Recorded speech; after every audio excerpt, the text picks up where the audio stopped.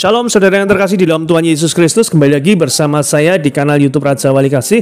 Bersama-sama kita akan merenungkan kebenaran firman Tuhan dengan tema Rencana Tuhan, Rencana yang Terbaik. Sebelumnya kita akan berdoa terlebih dahulu. Bapa di surga, terima kasih buat anugerah kasih-Mu yang berlimpah atas kami. Kami ada sebagaimana ada saat ini semua karena berkat kemurahan-Mu atas kami. Bila sebentar kami tidak membaca, mendengarkan, merenungkan, serta melakukan firman-Mu, Engkau yang mengurapi, menyertai setiap kami. Kami percaya firman-Mu ya dan amin. Firman-Mu pelita bagi kaki kami dan terang bagi jalan kami. Urapi hamba-Mu, apa yang hamba-Mu sampaikan hanyalah firman-Mu untuk hormat kemuliaan nama-Mu. Dalam nama Tuhan Yesus kami berdoa dan mengucap syukur. Amin.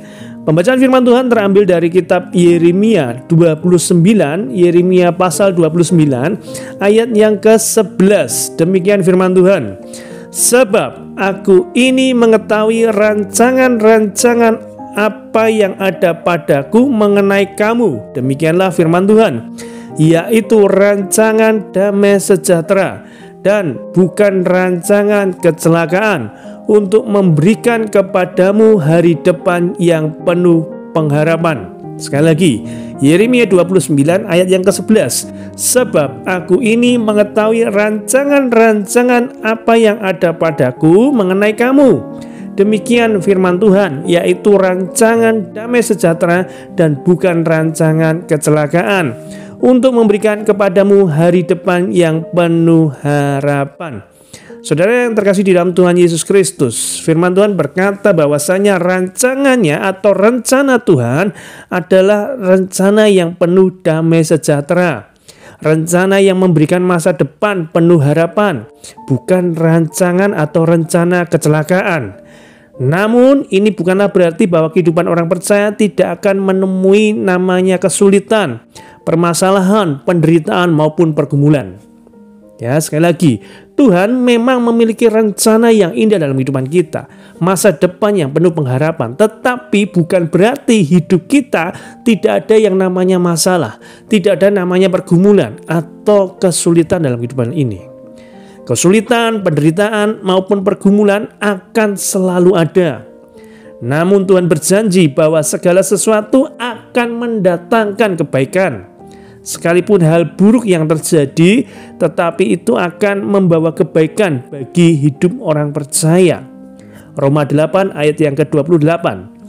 Kita tahu sekarang bahwa Allah turut bekerja dalam segala sesuatu untuk mendatangkan kebaikan bagi mereka yang mengasihi Dia, yaitu bagi mereka yang terpanggil sesuai dengan rencana Allah. Nah, ayat tersebut menggunakan keterangan waktu yang menunjuk kegiatan yang berlangsung terus-menerus.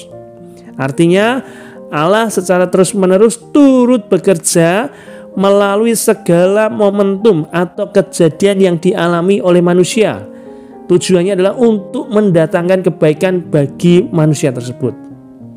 Nah, dari Roma 8 ayat 28 ini tadi kita belajar bahwa ada janji Tuhan yang akan turut bekerja dalam segala sesuatu untuk mendatangkan kebaikan.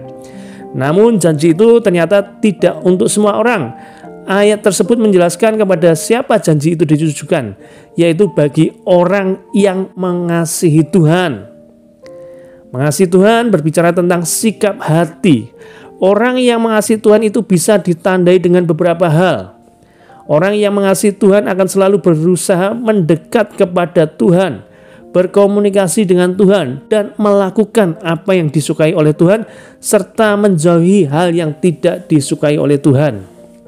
Nah, dalam konteks Roma 8 ayat 28 ini, siapa yang dimaksud dengan orang yang mengasihi Tuhan? Lebih lanjut, ayat tersebut memberikan sebuah definisi yang sangat jelas. Dalam ayat tersebut dijelaskan bahwa orang yang mengasihi Tuhan adalah orang yang terpanggil sesuai dengan rencana Tuhan. Terpanggil itu berarti merespon panggilan. Banyak yang dipanggil tetapi sedikit yang dipilih. Kenapa? Jawabannya karena sedikit yang merespon panggilan. Orang yang terpanggil adalah orang yang merespon ketika Tuhan memanggil dia. Orang yang berkata, "Ya Tuhan, ini aku, jadilah padaku sesuai dengan kehendak dan rencana-Mu." Bukan orang yang ketika Tuhan memanggil sibuk dengan dirinya sendiri. Nah, Lalu apa rencana Allah memanggil kita menjadi umat kepunyaannya? Roma 8 ayat ke-29 menjelaskan hal tersebut, bahwa orang yang dipanggil dalam rencana Allah adalah orang yang dipilih untuk menjadi serupa dengan Yesus Kristus Tuhan. Inilah inti panggilan kita sebagai orang percaya. Roma 8 ayat ke-29, sebab semua orang yang dipilihnya dari semula, mereka juga ditentukannya dari semula untuk menjadi serupa dengan gambaran anaknya, supaya ia, anaknya itu, menjadi yang sulung di antara banyak saudara. Menjadi serupa dengan Kristus berbicara mengenai karakter Kristus. Bukan berarti kita harus menjadi tukang kayu, guru, apalagi disalibkan untuk menjadi serupa dengan Kristus Yesus. Namun bagaimana karakter kita diubahkan menjadi serupa dengan Kristus. Jadi serupa dengan Kristus artinya setiap karakter kita, setiap tindakan kita, perbuatan kita itu mencerminkan Kristus dalam diri kita. Setiap kita dipanggil dalam bidang pelayanan yang berbeda-beda sesuai bakat dan talenta yang Tuhan berikan. Tetapi intinya satu, yaitu dalam bidang apapun yang Tuhan percayakan dalam hidup kita, jalani itu dengan karakter Kristus di dalamnya. Kesuksesan kita bukan jadi apa yang kita inginkan di dunia ini, namun apakah karakter Kristus, serupa dengan Kristus itu ada dalam profesi atau bidang yang kita kerjakan atau tidak. Jadi kesuksesan sebagai orang percaya bukan sekedar kita sukses di dunia ini, jadi apa di dunia ini, tetapi terlebih adalah sudahkah karakter Kristus itu nampak dalam diri kita, dalam profesi kita masing-masing, menjalankan tugas kita masing-masing yang memancarkan karakter Kristus. Itu adalah kesuksesan orang percaya. Kalau kita jadi karyawan, jadilah karyawan yang memiliki karakter Kristus. Kalau kita jadi guru, dokter, pengusaha, atau apapun itu, milikilah karakter Kristus dalam setiap bidang yang kita tekuni. Karena dengan demikian kita sedang menggenapi rencana Allah dalam hidup ini.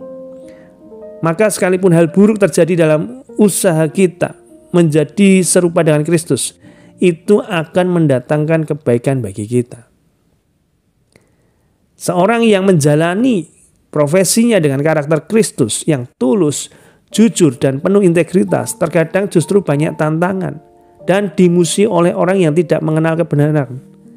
Tidak jarang disalahpahami dan mendapat tekanan.